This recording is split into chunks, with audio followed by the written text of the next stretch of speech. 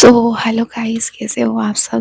आज मेरी good morning तो काफ़ी जल्दी हो गई थी, मगर मुझे रूम क्लीन करना है, थोड़ा बहुत सामान इधर से उधर करना है। तो मैंने सोचा कि क्यों ना आज मैं एक छोटा सा व्लॉग भी बना लूँ और साथ में एक स्टोरी मुझे सुनानी थी जो कि बहुत इम्पॉर्टेंट है आजकल के टाइम पे भी, क्योंकि अभी भी 20 से 30% जो यहाँ की जनसंख्या है वो आज भी बाल विवाह के केसेस हो रहे हैं। तो ये स्टोरी मैंने लिखी थी, और अगर इससे कुछ आपको सीखने को मिलता है तो ज़रूर बताना। मैं थोड़ा अपना काम भी कर लूँगी और आप अपनी कान ज़रूर खुले रखना, क्योंकि मैं स्टोरी सुनाने वाली हूँ, काम करते करते एक वॉइस ओवर देने वाली हूँ। तो मिलते हैं।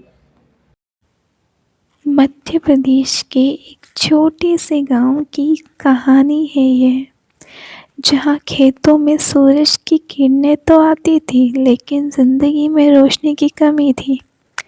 इसी गांव में रहती थी 11 साल की मंजरी। 5वीं कक्षा की छात्रा थी। स्कूल की यूनिफॉर्म पहनकर किताबों का बस्ता उठाकर हर सुबह स्कूल जाना उसे सबसे ज़्यादा पसंद था। उसका एक ही सपना था, बड़ी होकर टीचर बनना। मास्टरनी बनूंगी मैं, वो अपनी माँ से कहती थी। गांव की सभी लड़कियों को पढ़ाऊंगी, यह भी कहती थी। माँ जब मुस्कुरा देती थी तो वो जानती थी कि ये एक सपना आसान नहीं है। एक गरीब परिवार से निकलना, उसको मजबूत बनाना आसान नहीं है। मंजरी के पिता मजदूरी करते थे। कभी काम मिलता तो कभी नहीं मिलता था। घर में 2 जून की रोटी का भी जुगाड़ नहीं था। बुरा देती थी। वो जानती थी कि सपने देखना आसान नहीं है, मगर उसको पूरा भी किया जा सकता है। मंजरी के पिता मजदूर थे। कभी काम मिलता तो कभी काम नहीं मिलता। घर में 2 जनों की रोटी भी का जुगाड़ करना बहुत मुश्किल था।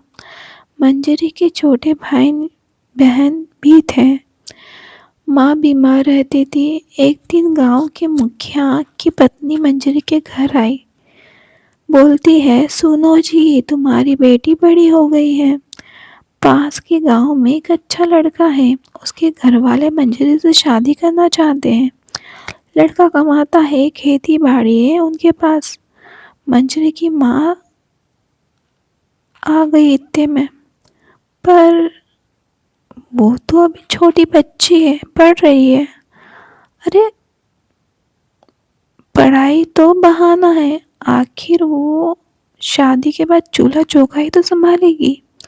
और देखो, तुम्हारी हालत भी ठीक नहीं है, एक बोझ कम हो जाएगा। दहेज भी ज़्यादा नहीं मांग रहे हैं।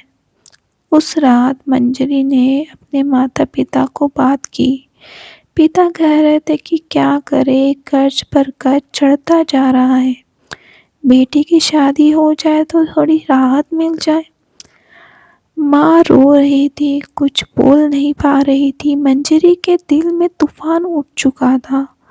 वो समझ गई थी कि उसने अपने सपने, उसकी पढ़ाई, सब कुछ ख़त्म हो जाएगा। उसको ऐसा कुछ लगा।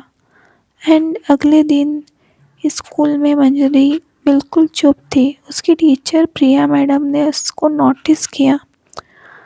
मंजरी, क्या हुआ बेटा, जरा बताओ, क्या हुआ तुमको, इतने नाराज़ क्यों हो? तुम आज कुछ ज़्यादा परेशान लग रही हो। मंजरी की आंखों में आंसू आ गए।